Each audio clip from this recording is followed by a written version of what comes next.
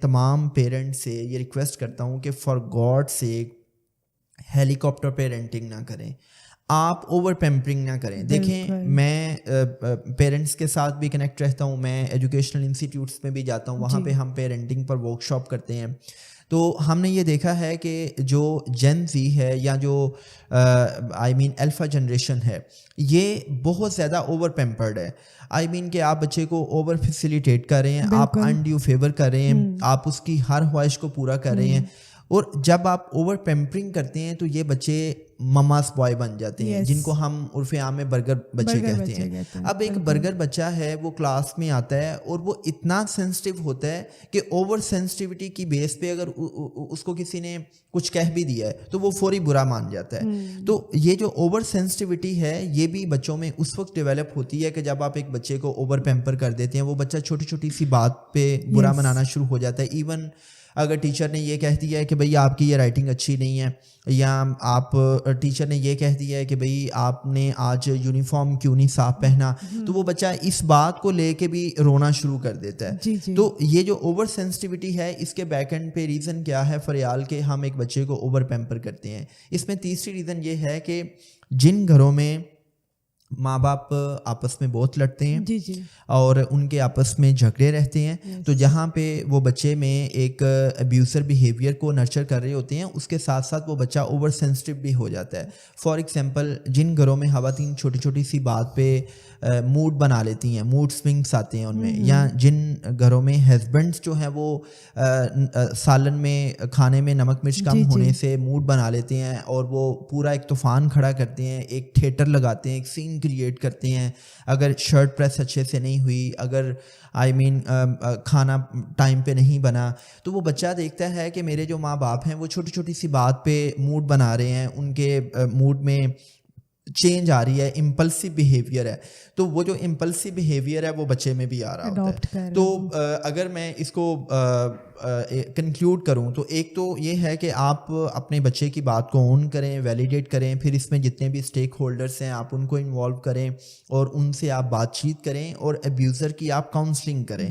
اور تیسری چیز یہ ہے کہ آپ بچے کو اوور پیمپر نہ کریں, آپ اس کو اوور سینسٹیو نہ بنائیں. اور اس میں موسٹ امپورٹنٹ میرے ذہن میں بھی یہ بات آئی, میں اس کو مس کر رہا تھا.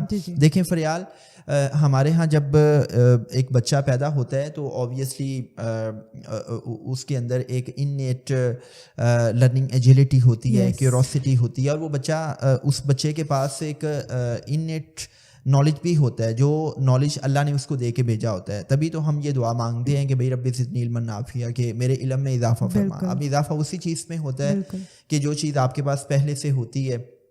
اب ہوتا یہ ہے کہ جب ہم بچے سے بات چیت کرنا شروع کرتے ہیں تو ہم بجائے اس کے کہ ہم پراپر ورڈز کا چناؤ کریں, ہم بچے کے ساتھ پراپر اسٹیٹمنٹس بولیں, تو ہم لاڈ میں پیار میں پراپر الفاظ کا چناؤ نہیں کرتے. ہم بچے کی جو لینگویج سکلز ہیں ہم اس کو بلڈ نہیں کرتے. فار ایگزامپل ہم کیا کرتے ہیں جی, میلا پالا شا بیبی, وانی پینا ہے, مطلب پانی کے بجائے مائی پینا ہے, تھانا تھانا ہے. اور اس قسم کی جب ہم باتیں کرتے ہیں تو بچے کی جو لینگویج سکلز ہیں وہ ڈیولپ نہیں ہوتی. اب میں یہ کہتا ہوں کہ جب ایک بچے کو بلی کیا جاتا ہے تو اس بچے کے لیے رونا آسان ہوتا ہے, یا اس بچے کے لیے آسان ہوتا ہے کہ اگر اس کو تھپڑ پڑ رہا ہے تو وہ ابیوزر کو بھی تھپڑ مار دے.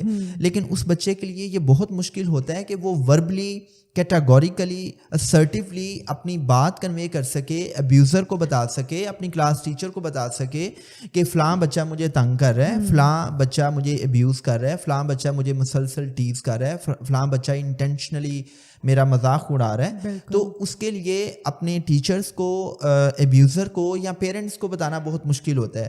کیوں مشکل ہوتا ہے؟ کہ اس بچے کے اندر لینگویج سکلز ڈیولپ نہیں ہوتی. میں یہ کہتا ہوں کہ جو لینگویج ہے it's not only a means of communication, it's about کہ آپ اپنے ایموشنس کو, اپنی فیلنگس کو کیسے آپ ایکسپریس کرتے ہیں.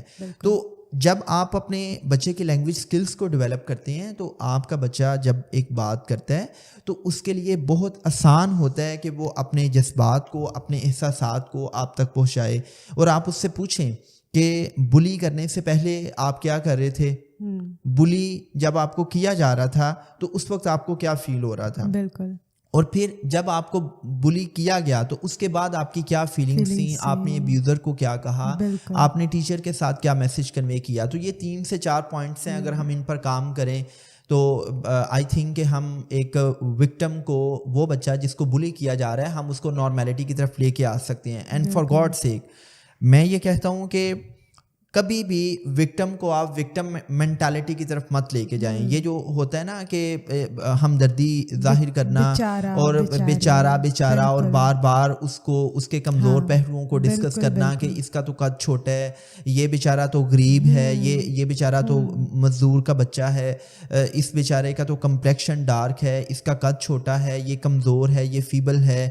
تو آپ اس کی جو پرسنالٹی کی جو کمزور پہلو ہیں اس کو آپ بار بار ڈسکس نہ کریں. اس سے اس کی نیگیٹو ری انفورسمنٹ ہوگی اور اس کا جو سیلف امیج ہے, اس کی جو سیلف اسٹیم ہے, وہ اتنی پور ہو جائے گی کہ وہ حقائق کے برعکس خود کو کمزور اور فیبل سمجھے گا, اور وہ سمجھے گا کہ یار میں تو کسی کام کا ہی نہیں ہوں. اس کا جو سینس آف سیلف ورتھ ہے وہ ڈیمیج ہو جائے گا. اور میں سمجھتا ہوں کہ آپ اگر ایک بندے کو وکٹم مینٹالٹی سے نکالنا چاہتے ہیں تو آپ اس کی سیلف اسٹیم کو نرچر کریں, آپ اس کی جو میرٹس ہیں, اس کی جو خوبیاں ہیں اس کو ہائی لائٹ کریں. اور آپ جب اس کی سیلف اسٹیم کو نرچر کرتے ہیں تو یہ چیز بچے کی پرسنالٹی کو اسٹرانگ بناتی ہے, یہ چیز بچے کی سیلف اسٹیم کو بوسٹ دیتی ہے, اور وہ بچہ پوری گریس کے ساتھ اپنی پرسنالٹی کو کیری کرتا ہے.